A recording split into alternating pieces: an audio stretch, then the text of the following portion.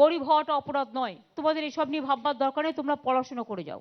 তোমাদের পড়াশোনা চালানোর দায়িত্ব আমাদের। রাজ্যে দুস্থ মেধাবী পড়ুয়াদের পাশে থাকার বার্তা মমতা বন্দ্যোপাধ্যায়ের।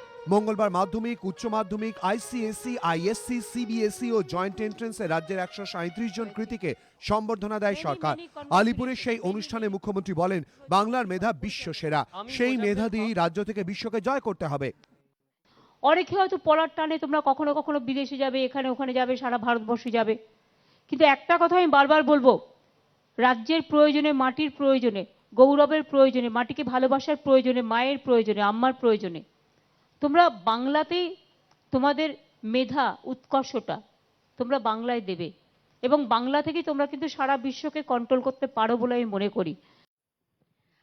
মাধ্যমিক, উচ্চ মাধ্যমিক থেকে জয়েন্ট এন্ট্রান্স, দারিদ্র্যের সঙ্গে লড়াই করে কৃতিত্বের নজির গড়েছে বহু পড়ুয়া।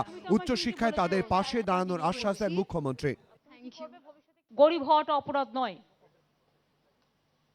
জন্ম হোক যথা তথা, কর্ম হোক ভালো। গরিবী হওয়াটা কোনো অপরাধ নয়। তুমি যে পড়াশোনা করে এত দূর এসছো, এটাই তোমার গর্ব। তাই আগামী দিন তোমার পড়াশোনা দেখার গর্ব আমাদের। এমনকি কৃতীদের কাছে আইপিএস, আইএএস হওয়ার আবেদন জানিয়ে মুখ্যমন্ত্রী বলেন, সরকার নতুন নিয়ম করছে। ছোট ছেলে রে, তোমরা নিজেদের মতোই তৈরি হবে, তবে আমার একটা রিকোয়েস্ট নিশ্চয়ই থাকবে, কেউ ডাক্তার হবে, কেউ ইঞ্জিনিয়ার হবে, কেউ আইএস হবে, কেউ আইপিএস হবে। এখন সিভিল সার্ভিসেসেরও কিন্তু এখানে ট্রেনিং সেন্টার খোলা হয়েছে বাংলায়, সল্টলেকে।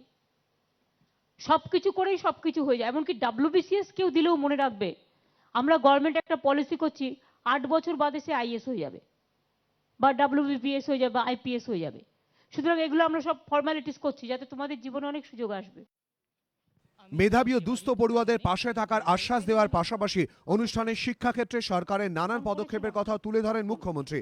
তিনি বলেন, রাজ্যে নতুন 6000 স্কুল তৈরি করেছে সরকার, হয়েছে 16টি নতুন বিশ্ববিদ্যালয়, উচ্চশিক্ষার আসন বেড়েছে 4.5 লক্ষ, এমবিবিএস এ আসন বেড়েছে 2000, চালু হয়েছে 200 কোটি টাকার বিবেকানন্দ মেরিট স্কলারশিপ। মাধ্যমিক, উচ্চ মাধ্যমিকের পাশাপাশি দিল্লি বোর্ডের পড়ুয়ারাও যার সুবিধা পাবে। আশাবুল হোসেন ও কৃষ্ণেন্দু অধিকারী, এবিপি আনন্দ, কলকাতা।